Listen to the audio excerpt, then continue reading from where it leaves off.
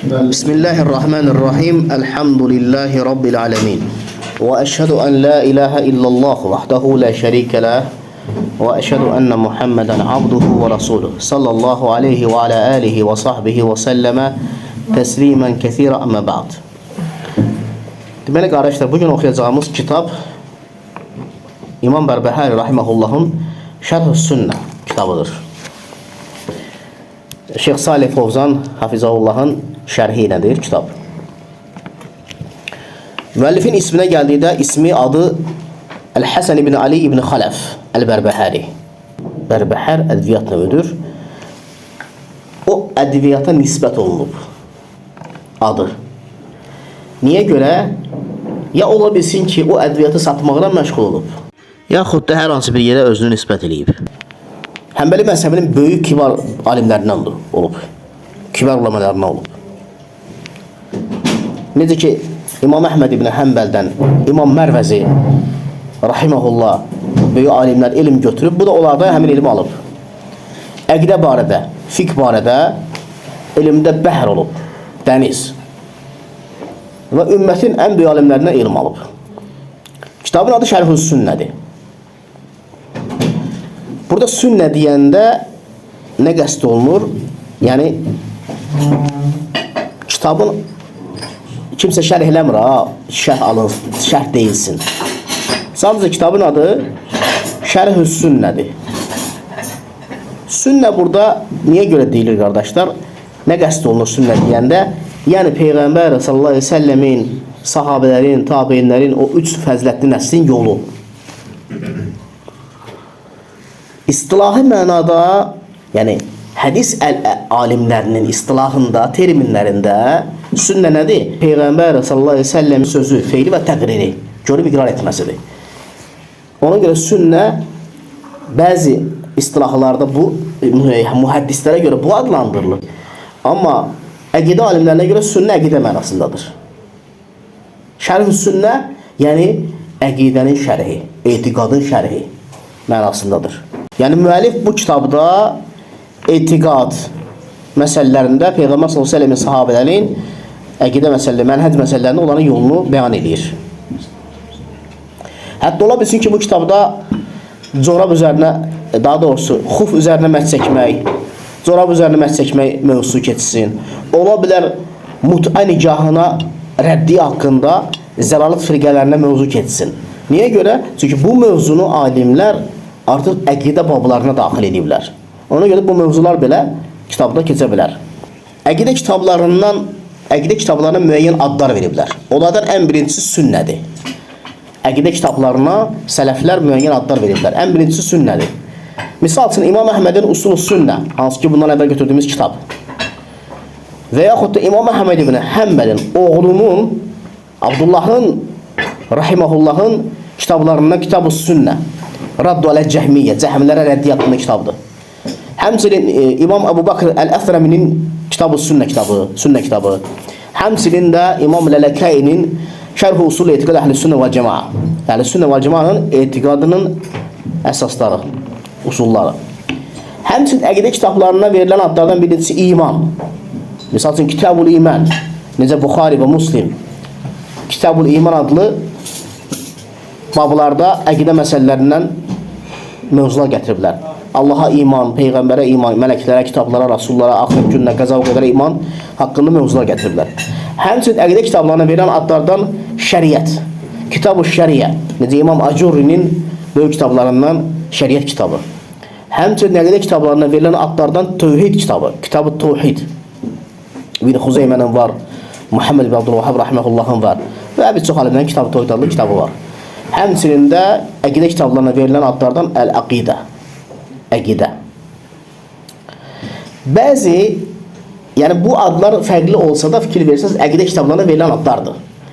Adlar fərqli olsa da məna eynidir. Yəni adların belə olması nəysə dəyişmir. Hamısı içində Əhl-i-Sünnə və Cəmaa etiqadını bəyan edən mövzulardan danışılır. Bəzi insanlar inkar edirlər, deyirlər ki, Quran və sünnədə əqidə və tövhid istilahları gəlmir. Bunu siz hardan götürürsünüz? Quranda əqidə sözümü keçir, tövhid sözümü keçir. və yaxud da sünnədə bu sözlər mi keçir? Bu istilahları hardan götürmüsünüz? Bəzi insanlar bunu deyirlər, inkar edirlər. Lakin bunu deməkdə məqsədləri insanları şək-şübhəyə salmaqdır. Ona görə edirlər ki, zəlalat əhli ilə, zındıqla tövhid əhli doğru yolda olan bilinməsin kimdir. Hamı bir dənə bayraq altında, İslam bayrağı altında birləşsin. Bunu istəyirlər.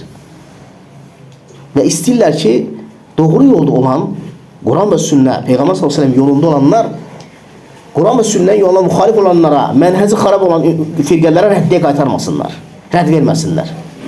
Ona görə bəs bu cümlə şək şübhələri atırlar.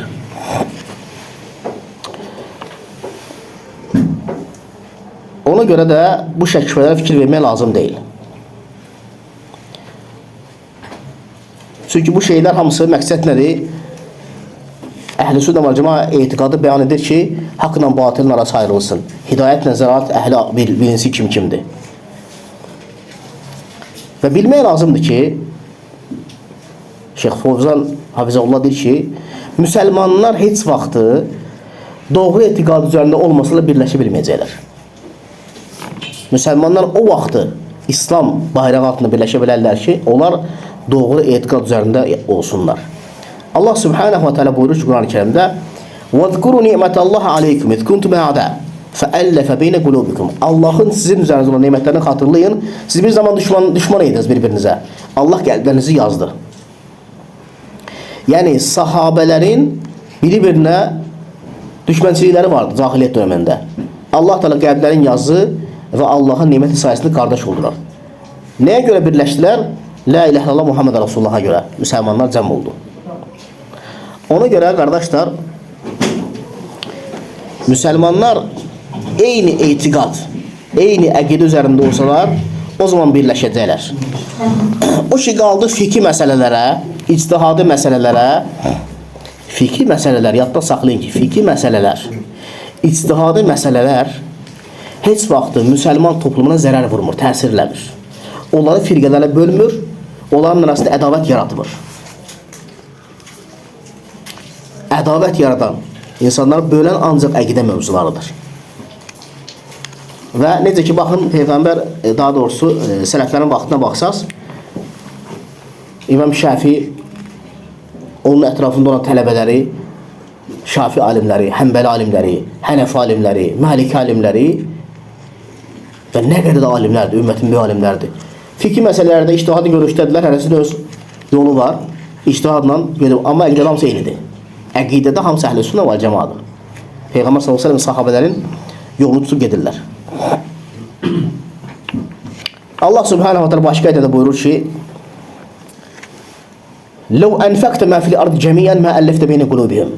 Əgər yer üzü qədər qızıl xərcləsən, onların qəlblərini birləşdirə bilməzsən. Lakin Allah onların qəlblərini birləşdirdi. Allah aziz və həkimdir. Ona görə insanları bir yerə cəm eləyən doğru etiqaddır, müsəlmanlara. Əvvəlincidən tutmuş, sonuncuya qədər bütün peyğəmbərlər də insanları bunun üzərində cəm eləyiblər, müsəlmanlara. Allah Teala buyurur Quran-ı Kərimdə: "Və mə ərsəlnə min qabliki min rasulin illə nuhi ileyh." Səndən əvvəl göndərilmiş bütün peyğəmbərlərə belə vəhy etdik. "Ənəhu la ilahə illə ənə fə'budun." Məndən başqa bir ilah yoxdur və mənə ibadət eləyin. Və buyurur ki, Şeyx Salih Fovzan, insanlar Allah Subhanahu wa Ta'ala'nı tək Rəbb olaraq təkləşdirmədikcə heç vaxtı cəm ola bilməzlər. Allah'tan qeyri bütün batil ilahları, Rəbləri inkar etmədikcə birləşə bilməzlər. Necə ki Allah Teala buyurur ki, "Zəlikə bi annallahu huvel haqq və enne ma yed'un min dunihi huvel batil və ennallaha huvel aliyyul kebir." Bu ona görədir ki, Allah haqdır, ondan qeyri çağırdıqlarınız isə batildir. Allah ucadır və böyükdür. Və Peyğəmbər sallallahu əleyhi və səlləm hədislərin birində buyurur ki, "Taraktu ala beyda leyluha kanaharuha." Sizə elə bir yol qoyub getdim ki, gecəsi gündüz qədər işıqlıdır. Və Peyğəmbər sallallahu əleyhi və səlləm bizə fitnələrin, parçalanmaların, zəlalətin meydana çıxacağını xəbər vermişdi. Və demişdi ki, ən doğru yol nədir? Allahın kitabı və mənim sünnəm və sahabələrimin yolu. Onların yoluna tabi olmaq. Və onlardan yapışdıqca, Quran və sünnədən yapışdıqca heç vaxtı azmayacaqsınız. Bu şeyxin kiçik müqəddiməsi idi kitab barədə. İndi isə keçirik kitabın şərhinə.